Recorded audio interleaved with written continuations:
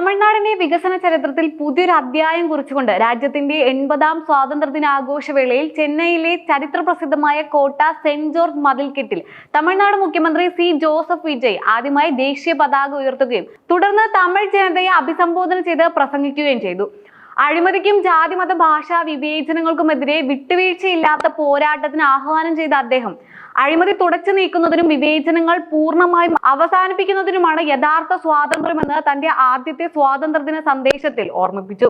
അതേസമയം തമിഴ്നാടിനെ അഴിമതി രഹിതമാക്കി മാറ്റാൻ ജനങ്ങളോടും ഉദ്യോഗസ്ഥരോടും അദ്ദേഹം അഭ്യർത്ഥിക്കുകയും ചെയ്തു.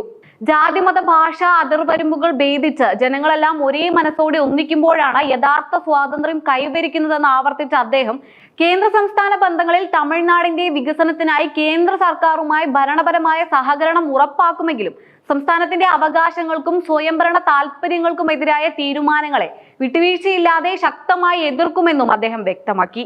അതോടൊപ്പം മുൻ സർക്കാരുകൾ ജനക്ഷേമത്തിനായി നടപ്പിലാക്കിയ അമ്മ ഉണവകം പദ്ധതിയും സ്കൂൾ വിദ്യാർത്ഥികൾക്കായുള്ള പ്രാതൽ പദ്ധതിയും കൂടുതൽ വ്യാപിപ്പിച്ച് തമിഴക വെട്രിക്കഴകം സർക്കാർ കാര്യക്ഷമമായി മുന്നോട്ട് കൊണ്ടുപോകുമെന്നും പ്രഖ്യാപിച്ചു. പുതിയ ക്ഷേമ പദ്ധതികളുടെ ഭാഗമായി പുതുതായി ജനിക്കുന്ന കുട്ടികൾക്കായി തായ്മകൻ തങ്കമോതിരം പദ്ധതി വരുന്ന സെപ്റ്റംബർ 15-ന് നടപ്പിലാക്കുമെന്നും മുൻ സൈനികരുടെയും സ്വാതന്ത്ര്യ സമര സേനാനികളുടെയും പെൻഷൻ അലവൻസുകൾ വർദ്ധിപ്പിച്ചതായും അദ്ദേഹം പ്രഖ്യാപിച്ചു. ലഹരി വർജനത്തിന്റെ ഭാഗമായി സംസ്ഥാനത്തുടനീളം 717 ടാസ്മാക് മദ്യശാലകൾ അടച്ചുപൂട്ടിയതായും ലഹരി വിമുക്ത അന്തരീക്ഷം ഉറപ്പിക്കാനുള്ള നടപടികൾ വേഗത്തിലാക്കുമെന്നും വ്യക്തമാക്കി. 2036ഓടെ തമിഴ്നാടിനെ $1.5 ട്രില്യൺ സാമ്പത്തിക ശക്തിയാക്കി മാറ്റുകയാണ് ലക്ഷ്യമെന്നും സംസ്ഥാനത്തിന്റെ ഈ വികസന കുതിപ്പിൽ ജെൻസി തലമുറ സജീവമായി പങ്കാളികളാകണമെന്നും അദ്ദേഹം ആവശ്യപ്പെട്ടു.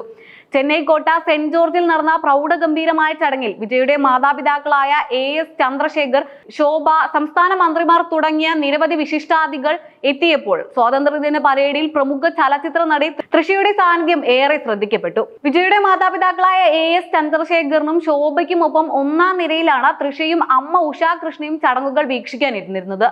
സുതാര്യമായ ഭരണ നിർവഹണത്തിനും ജനക്ഷേമ പ്രവർത്തനങ്ങൾക്കും മുൻഗണന നൽകുന്ന സമീപനമാണ് ചടങ്ങുകളിൽ ഉടനീളം ശ്രദ്ധാകേന്ദ്രമായിരുന്നത്. ഭരണം ഏറ്റെടുത്ത 3 മാസം പിന്നിടുമ്പോൾ കർഷകരുടെ കടങ്ങൾ എഴുതിത്തള്ളിയതടക്കമുള്ള നിർണായക ഭരണ നേട്ടങ്ങൾ ചൂണ്ടിക്കാട്ടിയ മുഖ്യമന്ത്രി ഭാവിയിൽ തമിഴ്നാടിനെ ലോകോത്തര മാതൃകാ സംസ്ഥാനമാക്കി മാറ്റുകയാണ് തന്റെ ഭരണത്തിന്റെ അന്തിമ ലക്ഷ്യമെന്ന് വ്യക്തമാക്കിക്കൊണ്ട് തന്റെ പ്രസംഗം അവസാനിപ്പിക്കുകയായിരുന്നു.